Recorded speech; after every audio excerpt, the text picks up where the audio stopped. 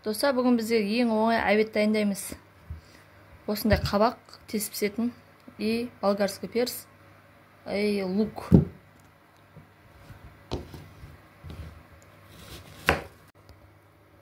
Достар, пиязымызды осында майдалап турап аламыз.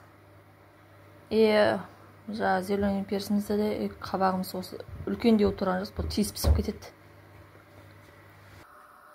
Достар, осыған жетерлікті май құйып аламыз, сәл майды көптеу құямыз.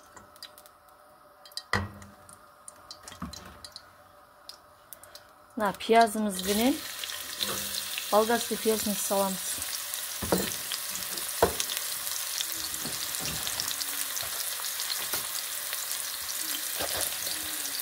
Тұзды сразу қосып жібереміз. Астын жай отпенен осы өлгенше қуырамыз.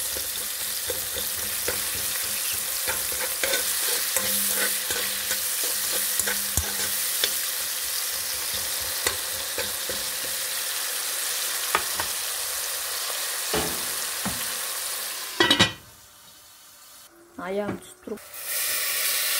Достар, қазанымызды атып.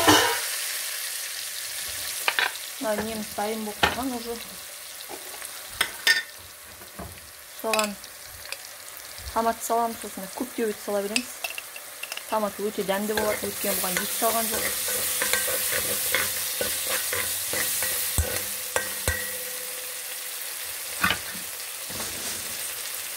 Сразу макароны саламыз. Кішкене су жібереміз, өткен ана.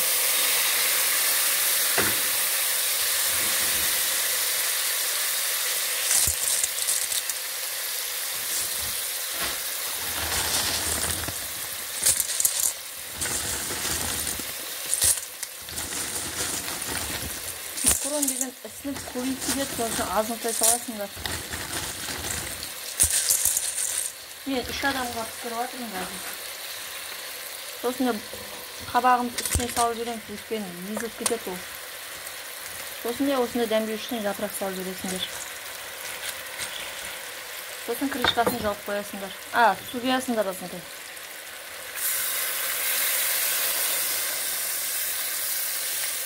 Болды.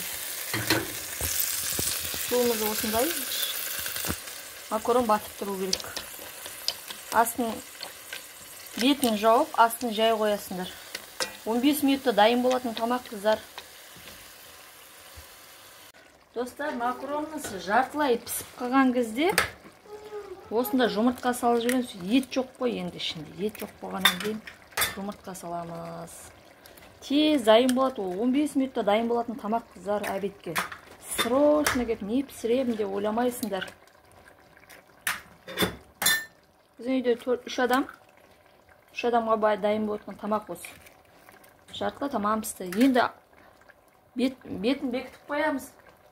Өзі піседі. Достар, осы макаронымыз дайын болды.